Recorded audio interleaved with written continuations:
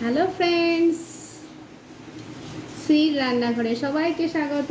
আজকে শ্রীর রান্নাঘরে, আজই রবিবার, শ্রীর রান্নাঘরে দুপুরের মেনুতে কি কি আছে দেখুন।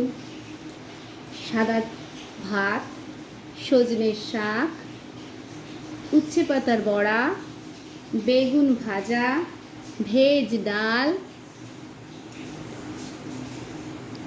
আলু পোস্ত, দই বেগুন, বুনিয়াদি মাটন, আমের চাটনি, স্যালাড।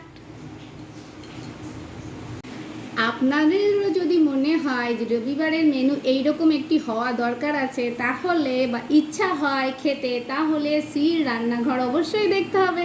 এই প্রত্যেকটি পদ আমি এক একটা এপিসোডে করে করে দেখাতে পারবো, আর সেগুলো খেয়ে ভালো লাগবে, অবশ্যই ভালো লাগবে।